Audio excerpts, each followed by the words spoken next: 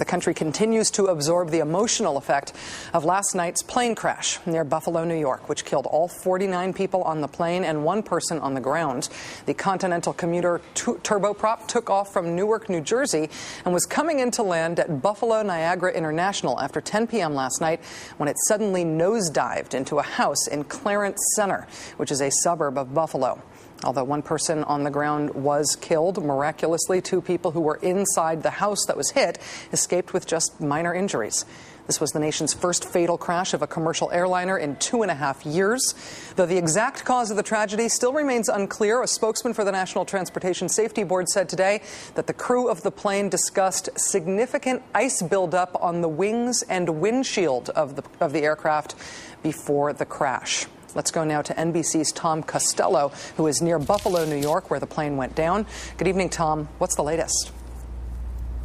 Hi, Rachel. We had an NTSB briefing here a short time ago, and it was, in fact, the NTSB board member who came out and said that, in fact, at this moment, there are some signs here that aviation experts would be paying attention to as it relates to ice. As you know, YouTube video was among the first video that we have to show what happened when this flight came down in this neighborhood at about 10:10 last night. There had been absolutely no distress call from this flight. There was a normal radio chatter and traffic between the first officer, a female co-pilot on board this plane, and the controller who was watching the plane come in. Normal chatter.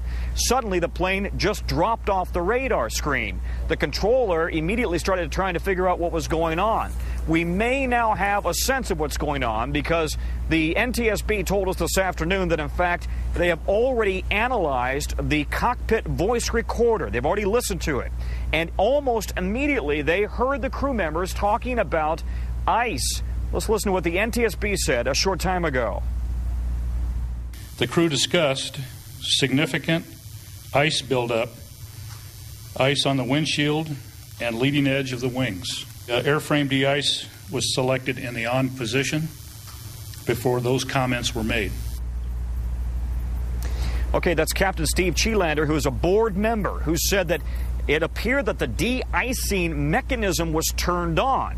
But we don't know specifically whether that means that they actually engaged the de-icing boot, if you will. That's really a piece of a rubberized plastic that you activate, and it helps break up ice on the leading wing edge. We don't know if they actually employed that. Hopefully the flight data recorder will provide more specifics on that, and that could be a couple of days away.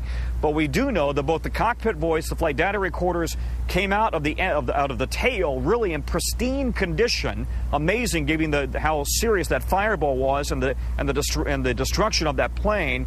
And we know that, in fact, that the plane was dealing with, the cockpit crew was dealing with significant ice just before this episode. Rachel, here's the theory. The theory is that the crew may not have realized how bad the ice was. That as they made their approach, they went ahead and deployed, if you will, the flaps. They set the flaps for landing. That slows the plane down. That should be okay in a normal situation. But if you have more ice on your wings than you are aware of, and the plane suddenly slows down, it may have fallen below the stall speed, and the plane may have just done an immediate nosedive into the home below. It's all preliminary, it's all early, but boy, ice right now is certainly something everybody's looking at. Back to you. Tom, thank you. One question for you. Given that the investigation here is going to focus on human action, obviously, but also on equipment and whether or not equipment functioned as it should, is there any reason to believe that the airline or the aircraft manufacturer might take immediate action, might ground that particular sort of plane, might take any sort of special inspection measure?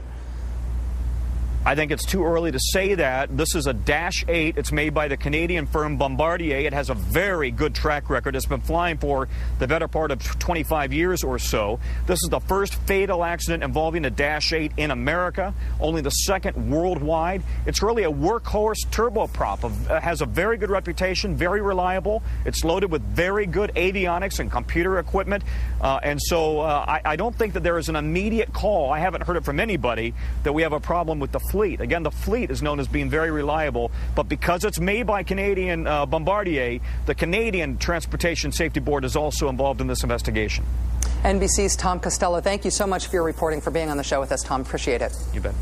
The crash obviously leaves us with many questions, which may not be answered for some time, as Tom said. But if there is a real possibility that ice on the wings is the cause, as somebody who is no expert in this field, as somebody who flies frequently, I want to know how common ice on the wings is, and how planes usually deal with that problem, and what might have been different in that Dash 8 last night. To help us understand what could have gone wrong and what it means for the planes that we all fly in, we're joined now by Ira Furman, who's a former deputy director and spokesman for the National Transportation Safety Board. Mr. Furman, thank you for your service at the NTSB. Thanks for joining us tonight. Sorry for the circumstance that brings me here. Yeah. We are learning that the crew knew of and discussed ice on the wings. We've all driven in icy conditions. We know what that's like in a car. Why is that so potentially disastrous in a plane? Well, as Mr. Costello just referenced, he talked about the possibility that this aircraft stalled as it came out of the air.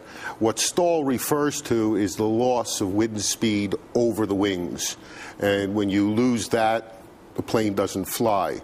The problem with ice on a wing is that ice creates a certain amount of turbulence on the flow of that air over the wing, and the plane does not have the same lift it had just moments before. So in aerodynamic principles, you need to have an even airflow over the top of the wing in order to give the whole aircraft the lift that it needs to stay in the air. And anything that disrupts that, even in a small way, can bring the plane down. Exactly right. It's amazing that we're talking about, people don't realize lift is flow over the wings. Yeah. There's the song about wind beneath your wings, but that's not the way it works in aviation. The lift is the sucking up of it. And I've never done this before live, but this demonstrates it. I'm going to blow over the top, and you would expect that that would blow this down, but in fact, it will lift it. And that's how planes So that's how planes fly, that lift. So the disturbance of that air by ice is something that keeps a wing from flying optimally. And the other reference was, quickly, if you extend the flaps, which slows the plane down, but gives it a little more lift, there could be a problem with that would contribute to the circumstance.